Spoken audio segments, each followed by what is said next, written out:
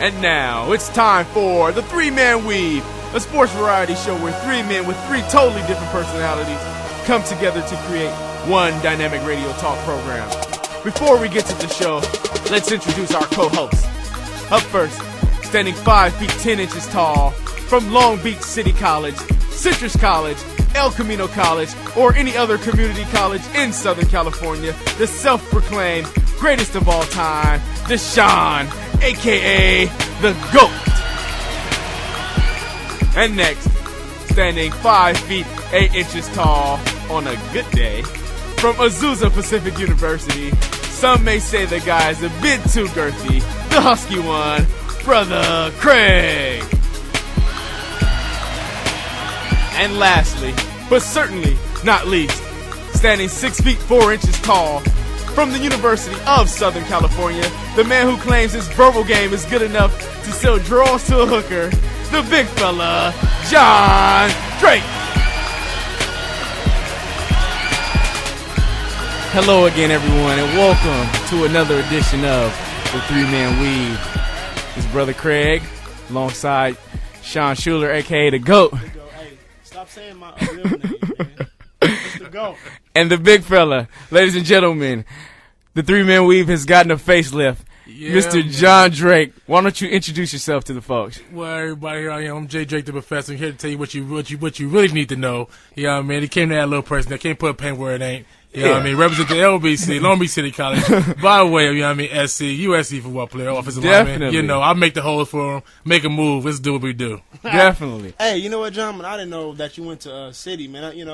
I went to City. One of his many JCs, by the way. Yeah, I am alumni of City. I am a City affiliated. You went to City. Yeah. I finished at City. Yeah. You know what I mean? It's the same but different. It's the same but different. You know what I mean? He went to a lot of JCs. You was there. I was there, for a semester in the day. Yeah, I mean, you was on your JC tour. Right, I see what you said. Some people go to university tour. You went on the JC tour. Like you know what I mean? You know how the BET do the Black College tour? Yeah. He was on the SoCal JC tour. Yeah, so you know what I mean? Look, man, I can tell you everything about JC right now. Oh, we're gonna need Sean top 5 JCs in Southern California. Yeah. All right, for sure. Definitely. Well, like I said in the intro, three guys with three different personalities coming together to make one dynamic radio talk program. We like to start our show off with 3 and Out. 3 and Out is where we take 3 top sports topics of the day, give our own opinions, and eventually punt the topic away. First up, we talk about the Los Angeles Angels of Anaheim. Boo. And how they... Yeah! Boo! Yeah, definitely, you got it right, Sean. Yeah. And how they clinch early, and now they can put everything on cruise control. And, how do you guys feel about the Angels clinching early? And as of late, I've been seeing them killing folks. I thought Mike Social would have the guys put everything on cruise control, but they actually taking it to folks. So, what do you guys think? There is no cruise control in championship baseball out here. I mean, I really feel for you Dodger fans out here because you guys live on so much of the past. You know what I mean? The Dodgers used to be this and it used to be that, but the key word is used to be. This is now the Los Angeles Angels right here. Y'all only got one World Series title, and you guys have a Dodger running your show. So please, how'd that song go back in the day? What song? What have you done for me lately? Hey! And the Dodgers have done nothing. I don't care who you get Joe Torre to. Joe Torre start hitting home runs. I don't want to hear it. Now, Manny Ramirez is a big pickup, but it doesn't matter when you got the Angels out there just doing their things. You got, my man got 59 saves a year. Frank Rod. Come on, K-Rod, whatever his name that's is. cool and all, but y'all haven't did anything in 7 years either. It's real cool to win all the games in the season, but what have y'all done in the playoffs? Get swept in the first round. Yeah, and my next question is, will they prevail in this upcoming postseason, or will they have an early exit like they did last year to the Boston Red Sox? They're looking strong right now. I mean, what can you honestly say against them right now? What are they not doing right now? I can say this. On paper and on the field, they are performing tremendously. I'll give you that. Their biggest downfall would be their bullpen because they have used them way too much so far. You know what I'm saying? So the crazy thing about it, what I find very funny about you fickle fans is you fickle let me know. Is that Enlighten me, brother. What you fickle people is that you guys like to go and say, well, they can't do this. Well, I don't know. Well, what about this? What are they doing now? They're winning. So all you got to judge on is what they're doing now, and they're winning. My friend right here, if they don't win a championship, it means nothing.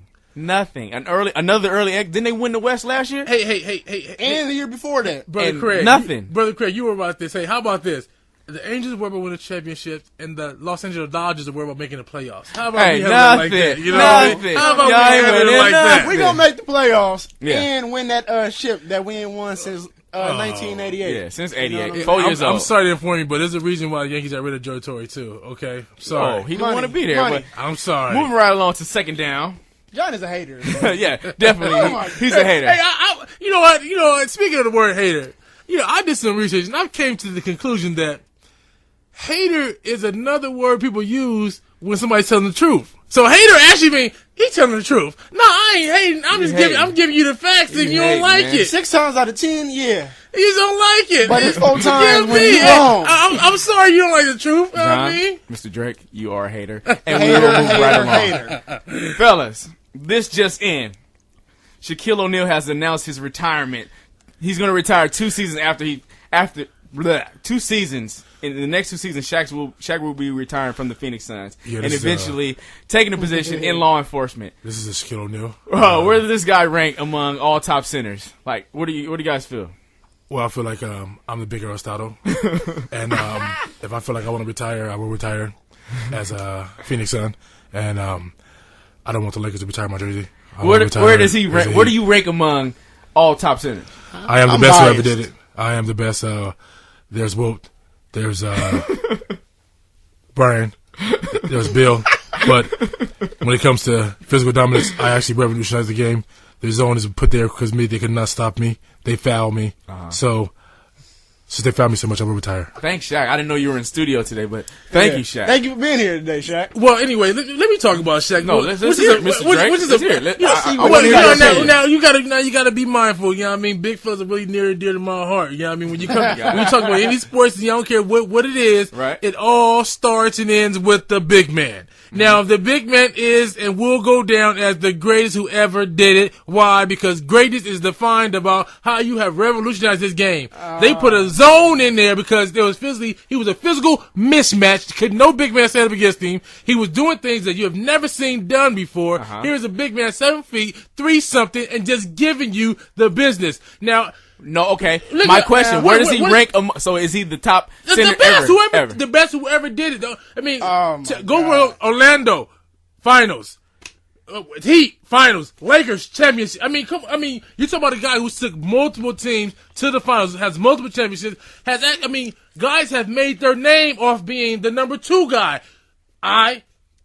Kobe Bryant. No. Wait, that's a whole nother topic. Hardaway. Don't say Kobe's the number 2 guy. No. You can say Hardaway and you can say Wade. You know what I'm saying? But don't say Mr. Kobe Bean Bryant. Sean, chime in. Let's hear what you got to say. Now look at this, dude. I'm biased. He was I would say Shaq is the best to ever play. Don't go ahead and say it. See, but you can't put him above Wilt still. Wilt still really changed the game. Also, he made the game. You tell me the last game you still will play. I haven't seen it. I only highlight reels. TV, but 2 days ago. Shaq changed the game. Look, the hack of Shaq, all that zone defenses, that was created because of Shaq. But you know what I mean? I agree with you. Shaq plays how Shaq plays because of Wilt, because of a little bit of Kareem, a little bit of Patrick. There's never been no. Look, Shaq is the most dominant to ever play, by hands down. But he had a better surrounding core. Who you talking about, Brian Shaw? No, when he was with the Lakers, supporting cast. He had a great supporting cast. In Orlando, are you talking about Horry, Ron Harper, Horace Ron Grant. Harper? Yeah, you got to get Ron Harper his just due. As a point guard, you got to get Ron Harper his just due. Come on. Yeah. I respect Ron when he's with the Clippers. I respect what he did when he's with the Bulls. But when he came to come on. He balled when he was the Lakers. He was the floor general. The who? He was the floor general. He came down, stuttered, and you know what I'm saying, scored his Literally, goal literally stuttered. literally. Literally. But look, I'm telling you right now. Look.